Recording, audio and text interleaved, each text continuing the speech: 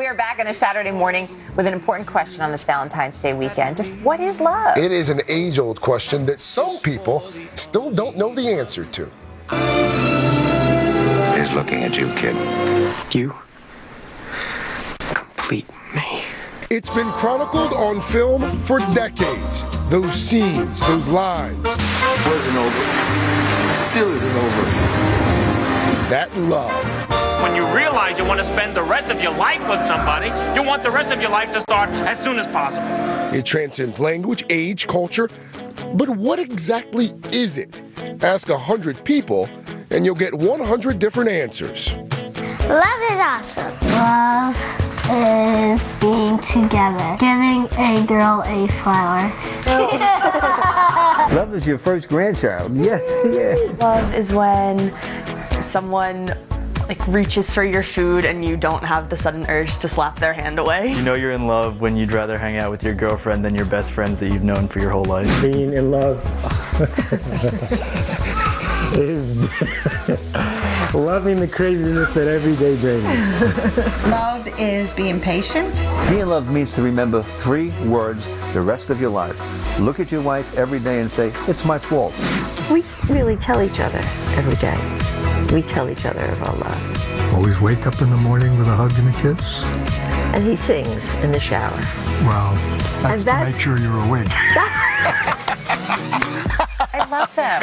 Dr. Robi Ludwig and Dr. Ian Kerner are both relationship experts. A very good morning to both of you. Good morning. So I know folks come to you with this all the time, and the opinions, of course, are going to vary. But in your opinion, what is love? How do you know you're in love? Well, I think when you are falling in love, when you're in love, you are under the influence of a neurochemical cocktail that, it packs a wallop. You are excited, you are exhilarated, you are seeing your partner through rose-tinted glasses. The things that everybody else finds annoying and silly, you just find adorable. That's love. What do you think? Yeah.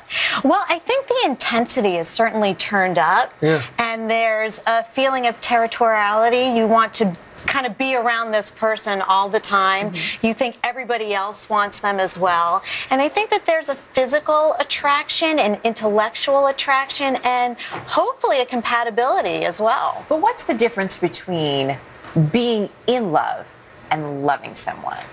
Well, I think it is more intense. So when you love somebody, you don't mind sharing them. You might even match them up with somebody else. But when you're in love with somebody, you don't want them with anyone but you. You plan your life around them, really. And I feel like when you're falling in love, you're on that roller coaster. It's up, it's down, it's insecure. And thank God we don't have to live like that all the time, because when you love... And love changes. Like, you know, it's different, obviously, when you're young and you meet someone for the first time, and then all of a sudden you start to have children, and children seem to change love in a good way. Right. Yeah.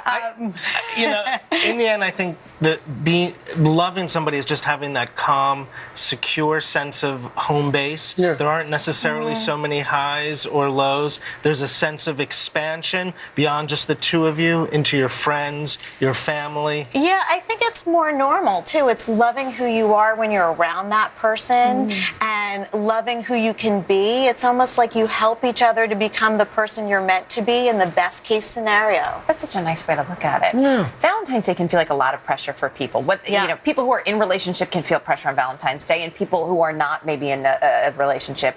But for couples out there who maybe one half of the couple feels a little bit more committed than the other, and they're getting to this point and they don't feel that they have that traditional commitment symbol, whatever it may be, when do you know that it's time to maybe cut and run? Look for someone find love somewhere else. Yeah.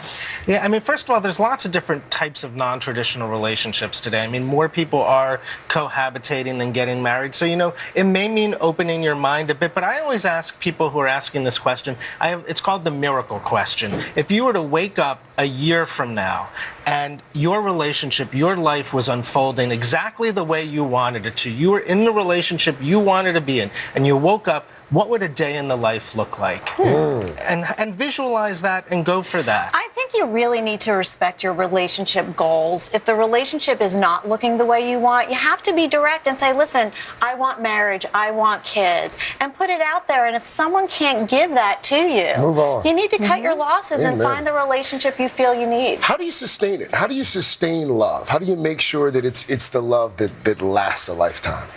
You have to, first of all, look at a person's character and find out if you're looking at life in the same direction. Do you have the same soul goals? So do you want the same things out of life, and are you willing to help each other get it? That's because love exists within reality. So if the reality of what the two of you want don't match up, that can be very damaging in the real world. Dr. Ian, really quickly. Yeah, you know, studies show that the difference between couples who succeed and fail is that the couples who succeed have a much higher ratio of positive to negative interactions, even when they're arguing. And the ratio is 5 to 1. So get in that 5 to 1 zone. Wow. Support each other. And nurture talk to love. each You other, have right? to nurture love. Nurture love. Thank you so much, Robbie. Ian, a big thanks to both of you. And a happy Valentine's Day as well.